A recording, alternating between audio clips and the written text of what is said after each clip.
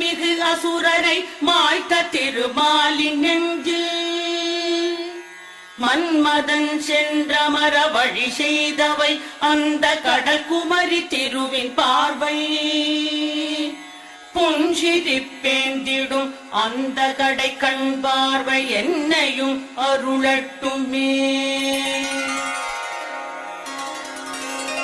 கனகமழை பொழிகின்ற காருண்ய மேகமே லக்ஷ்மியே வந்தருள்கவே